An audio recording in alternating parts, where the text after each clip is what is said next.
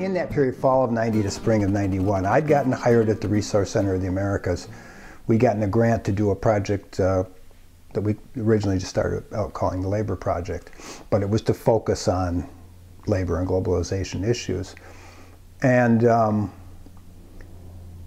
because I was, you know, paid staff, I was only half-time, and Jimmy Mangan was paid staff, you know, of related organizations. We sort of became the staff of this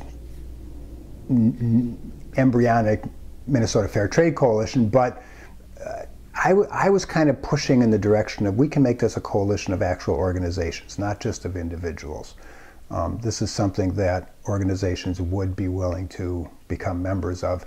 And we already saw at that point, in early 91, NAFTA coming down the road. The Minnesota Fair Trade Coalition had more robust support, but not surprising to me than in many parts of the country, because the history of grassroots activism and of cross-fertilization of movements has always been very strong in Minnesota political culture, dating back to the old Farmer Labor Party. There's a tendency, I think, among progressives in Minnesota to think that there are mutual interests in virtually every political movement, and that political movements become stronger when those mutual interests get amplified. There wasn't any real strong relationship between the environmental groups and labor, and this was the first time where we really saw a nexus of our issues and a real way that we could find common ground to work towards something together. So it had a huge impact, and one of the outcomes of all of this was it led to the formation of the Blue-Green Alliance. Some of the strongest advocates for fair trade were the steelworkers and our base in the iron ore mines in northern Minnesota, and so having the Sierra Club step up and be a strong advocate around the trade issues that were so pivotal to what we were trying to accomplish as a union was very important. In March of 91, the steering committee decided, let's try to make this into a coalition of organizations, and a number of the unions joined right away, and we felt that we could build not only cross-border solidarity about this, but we could build cross-sectoral solidarity. We got the Minnesota Fair Trade Coalition here. Citizens for a Better Environment, some labor unions, there's some church groups here. There are a number of different trade unions. Clothing and textile workers were real instrumental in pulling this together. The UAW is here. Just to look around, I see the UE, Minneapolis Central Labor Body's here. Communication workers are Local 7200. Teamsters are here. Act 2 came down in great strength from Sheldon. MAPA, the Minnesota Alliance for Progressive Action. Jobs with Peace is here. Citizens for a Better Environment. I already mentioned Lisa, Citizens for a Better Environment. A whole host of organizations here. The Resource Center of the Americas, the organization that I belong to, comes from the peace and justice movement. And the peace and justice movement is proud to stand along with the labor movement, family farmers, the environmental organizations, the religious community, consumer organizations, and all of the other organizations across this state, across this country, and across this continent that are standing up to say no to the corporate North American Free Trade Agreement. It is a grassroots versus big money fight out there, and through grassroots organizing we can and we will defeat NAFTA. Thank you. Yeah, I'd like to thank the Minnesota AFL-CIO for being a co-sponsor of the rally, along with the North Dakota AFL-CIO of the Grain Millers and the Farmers Union. What I'm here to do is just encourage everybody to get on that bus and go to Fargo-Moorhead. One of the brothers stated to write letters. Well, this is another way to be active. Come to Fargo, come to Moorhead. Very few people know it, but it's going to be one hell of a rally. The palm trees are very beautiful in Fargo at this time of year. This is a volatile enough issue that once people do understand what's going on with it, they're starting to turn out. They're starting to turn out the numbers, and I do think we have that opportunity. I think we got a chance of beating it in the U.S. Congress if there's enough pressure on the grassroots to let to let congressmen know that this agreement can't be fixed with side agreements. It needs to be renegotiated. We've been asleep, brothers and sisters. We haven't been paying attention. We've been letting a few people tell the many what to do. We got to change that. Not to just take this rally and file it in your mind as it was a great day.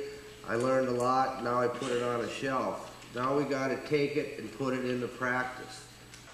Thank you.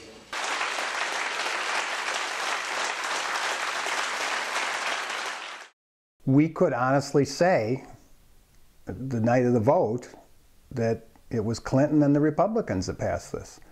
It was really frustrating watching literally votes being bought in our Congress, you know, with goodies given away by the president to purchase those votes. And it was a real wake-up call to a lot of us about how hard this was going to be. Well, were we just organizing around NAFTA, and are we over and done now, and we should just dissolve this thing?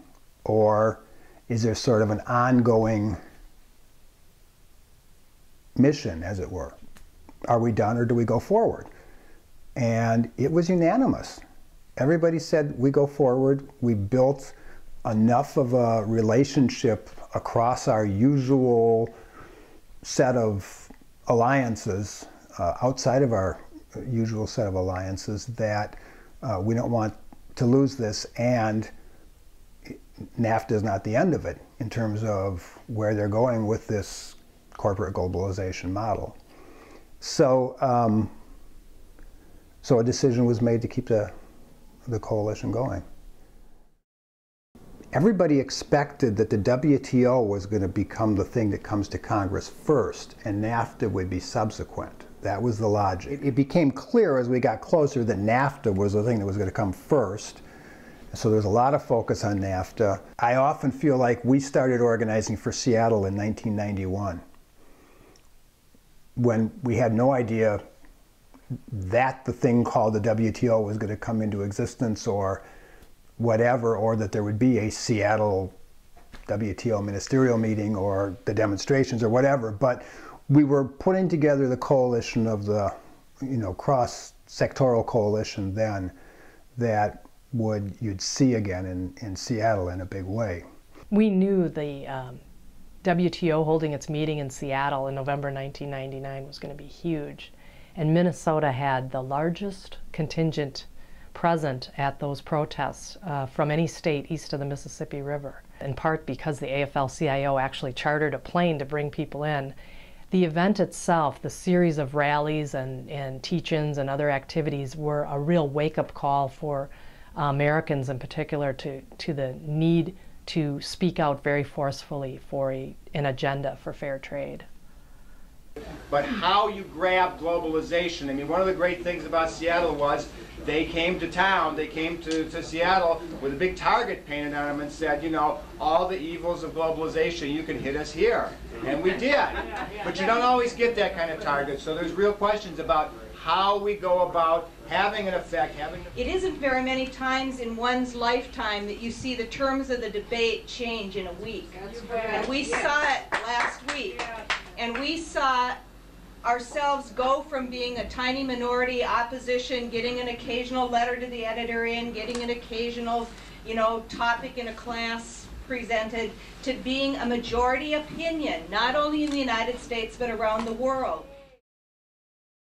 U.S. Senator Paul Wellstone, during his first couple of years in office, was persuaded to go to the Maquiladora areas in Mexico and look at the actual conditions of workers who worked in some of those areas.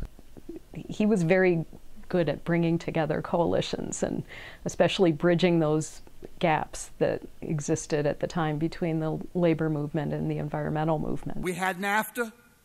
I opposed it. We had the World Trade Organization and other trade agreements, GATT.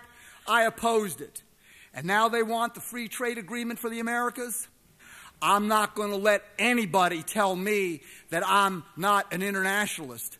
I'm an internationalist, and I care about people all over the world. And Larry Weiss, for that reason alone, I'm going to say yes to any trade agreement when it is a trade agreement that respects the right of people to organize, respects human rights, respects child labor conditions, respects environmental conditions, and I'll oppose every other trade agreement that's not fair for working people. I did go to the Free Trade Area of the Americas protests in Miami, and it was another wake-up call to me about what had happened to our country. Those protests, you know, the security forces, both the police and the National Guard, did everything they possibly could to provoke us. It was astonishing to me.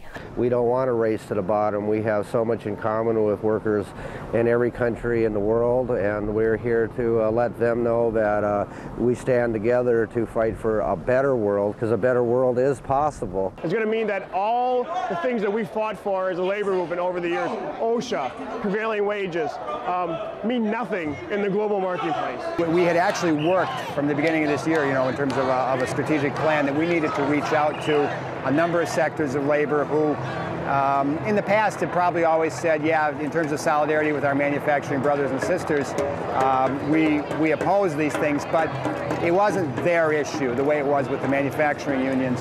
Anyway, we got more than 50 construction workers here. We've got about 35 people who are public employees, including teachers from St. Paul. And we've got probably 15 or more people from either letter carriers or American Postal Workers Union. It's about values.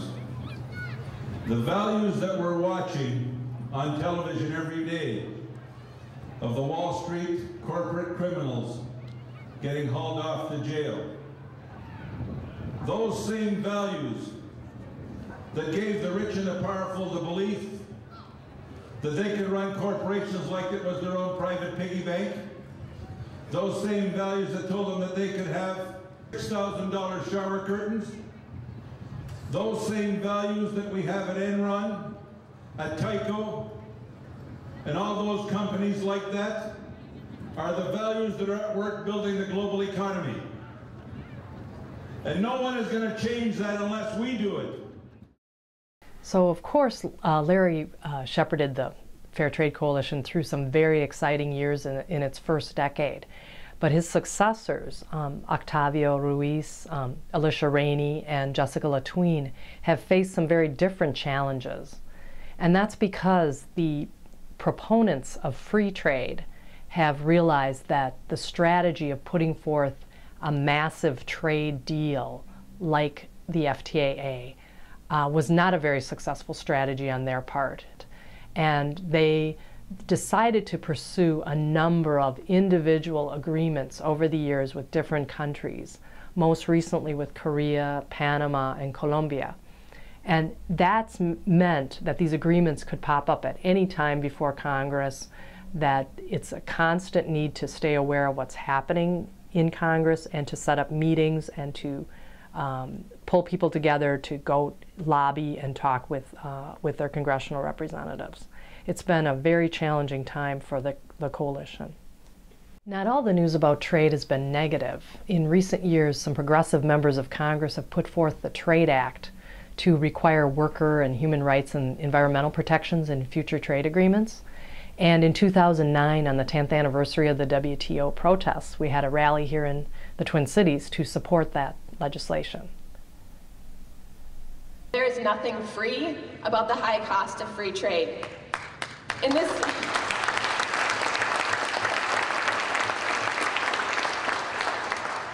we can't continue to allow special interests to create our trade policies without regard to the people who do the work and the health of our planet. We can't continue to let our trade partners play by a different set of rules than American businesses and workers have to play by. We can make trade fair by holding our elected officials accountable to the people they represent. And we can make trade fair by supporting workers in the global labor movement, because we know that when they succeed, workers here will succeed. You are the best advocates for real trade reform. Please consider the Minnesota Fair Trade Coalition as a resource and a partner in the work that you do. By working in coalition, we can create a new model for trade that will help build a strong economy and a bright future for workers everywhere. Thanks very much for your time, and thanks for all the work that you do. The fact is that every time we see the balance of trade widen and be negative as it is, that's people out of work. That's Minnesotans out of work. And, you know, American workers can compete with workers anywhere in the world. It's not a matter of being against trade. We know that some people's jobs are connected to being able to export. But you cannot expect American workers to support policies which basically help international investors, some of them are American, basically to chase the cheapest labor they can find to displace us. And so we're going to continue to put together this thing. At the end of the day, though, it is all about making the American economy pro-worker. 40 years of stagnant median wages, 40 years of foreclosure, increased debt, increased consumer debt, has brought us to the conclusion that we see that the policies that have been foisted on us don't work. I'm looking with a certain degree of optimism that the problems that we've created with the globalization of the economy without rules of fairness are finally going to get addressed again. That you can sweep these kinds of problems that we were trying to address 20 years ago with the Minnesota Fair Trade Coalition. You can sweep them under the rug for only so long, but eventually the resilience and the resistance of human beings for fairness is going to surface to the top. So I look forward to what's happening now and look back on the good work that the Minnesota Fair Trade Coalition did as kind of pivotal in human awareness.